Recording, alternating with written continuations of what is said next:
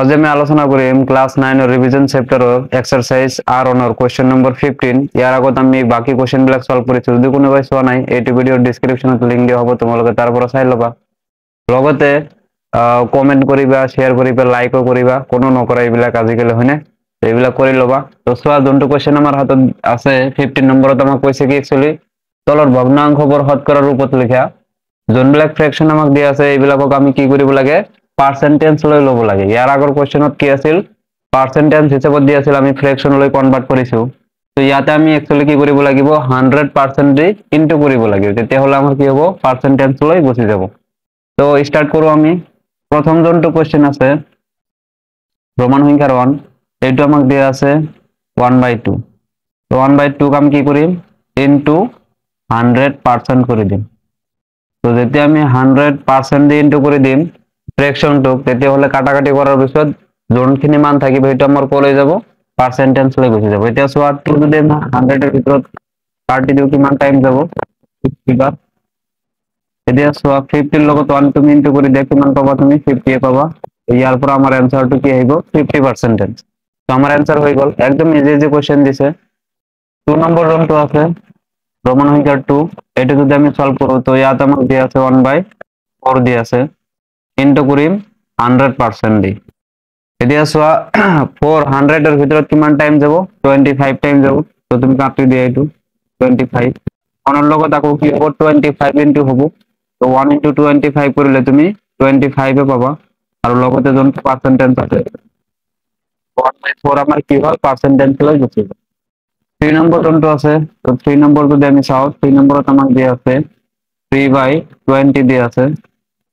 ইয়াৰ লগত আমি ইনটু কৰিম কিমান 100% তো ইনটু কৰি দিয়া 0 0 এটা কাটি দিয়া 2 10 এৰ ভিতৰত 5 টাইম যাব 3 এৰ লগত তুমি 5 ইনটু কৰি দিয়া কিমান হ'ব 15 এইটা আমাৰ পাৰ্সেন্টেজ লৈ গুছি গল তো লাস্ট আমাৰ কিমান আছে 4 নম্বৰ যোনটো আছে তো 4th নম্বৰটো যদি আমি চাও 4th নম্বৰত আমাৰ ফ্ৰেকশনটো দি আছে 42/120 ইয়াতো আমি কি কৰিব লাগিব 100% দি আমি ইনটু কৰিব লাগিব তো 125 ক আমি 100% দি ইনটু কৰি দিম লব আমাৰ কিমান আছে 42 তো 125 আৰু 100 ক আমি কাটাকাটি কৰিব লাগে কিমান দি কৰিব পাৰো তো 25 125 ৰ ভিতৰত 5 টাইম যাব আকৌ 25 100 এৰ ভিতৰত 4 টাইম যাব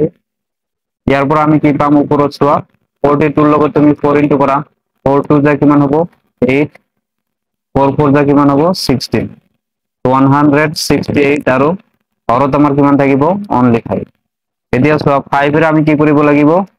পাৰ্সেন্টেজ ইয়াতে আমাৰ থাকি যাব এই যোনটো পাৰ্সেন্টেজ আছে তো আমি 5 এৰ কি কৰিব লাগিব 168 ক আমি হৰণ কৰিব লাগিব হৰণ কৰাৰ পিছত যোনটো মান আহিব এইটো আমাৰ ফাইনাল আনসাৰ হ'ব তো হৰণটো কৰি দিয়া সাইডত কৰি লব তোমালোকে 168 ক আমি হৰণ কৰি আছো কিমান দি 5 দি এতিয়া সোৱা 5 তুমি প্ৰথম অৱস্থাত 16 এৰ ভিতৰত ভাগ দিয়া তো 16 এৰ ভিতৰত 3 টাইম যাব 5 ইনটু 3 কৰিলে আমি 15 পাম তো মাইনাস কৰি দিয়া এবাৰ 6 এৰ পৰা 5 বলে 1 থাকিব ইফালে তোমাৰ কিমান আছে 8 আছে এটো নমাই আনো তো 5 18 এর ভিতৰত আকৌ কিমান বার যাব 3 টাইমস যাব 5 3 যা 15 হ'ব এই মাইনাস কৰি দিয়া এবাৰ 8 এৰ পৰা 5 বলে 3 আহিব এতিয়া সোৱা 5 তে 3 এৰ ভিতৰত না যায় গতিকে দশমিক এটা তুমি দি দিয়া দশমিক দিয়াৰ লগে লগে আমি এটা 0 বহাব পাৰো তো 0 টু দি দিয়া এবাৰ কিমান হৈ গল 30 তো 5 30 এৰ ভিতৰত কিমান বার যায় সকলে জানো আমি 6 টাইম যা তো 30 হৈ যাব ইয়াৰ পৰা 0 আহি পৰিল ইয়াৰ পৰা তো আমি কিমান পালো মানটো ভ্যালুটো এবাৰ লিখি দিয়া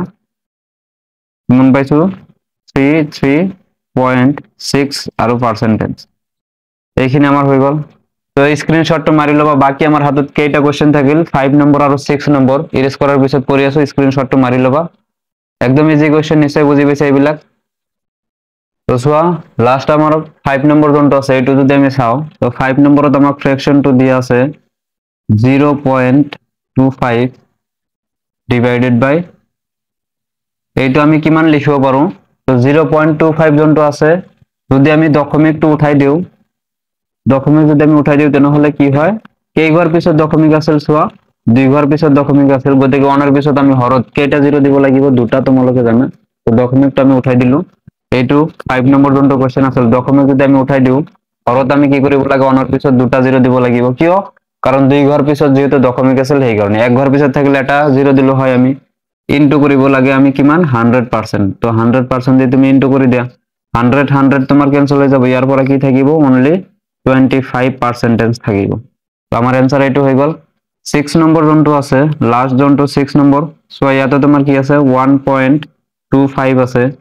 তো ইয়াতো সোয়া কেই ঘর পিছত দশমিক আছে এক ঘর দুই ঘর তো আমি কি কৰিম দশমিকটো উঠাই দিম আৰু দশমিক উঠাই দিয়াৰ কাৰণে তলত আমি কিমান লিখিম অনৰ পিছত দুটা জিৰো যেহেতু দুই ঘৰ পিছত দশমিক আছিল তো ওপৰত আমাৰ কি থাকিব এবাৰ 125 ইয়াক আমি কি কৰিব লাগিব 100% দি আমি ইনটু কৰিব লাগিব এতিয়া সোয়া তলত তোমাৰ কি হ'ব 100 ক্যান্সেল হৈ যাব ওপৰত অনলি কিমান থাকিব 125 আৰু এই পাৰ্সেন্টেজটো আমি ইয়াত লিখি দিলে হৈ গল তো এটা আমাৰ ফাইনাল आंसर একদম ইজি ইজি কোশ্চেন আছিল এক নম্বৰৰ কাৰণে কোশ্চেন আহিব এইবিলাক আৰু তোমালোকে স্ক্ৰিনশ্বট মাৰি লবা স্টেপ বাই স্টেপ নোট ডাউন কৰি লবা নেক্সট কোশ্চেন বিলাক আমি নেক্সট ভিডিঅ'ত ডিসকাশন কৰিম ধন্যবাদ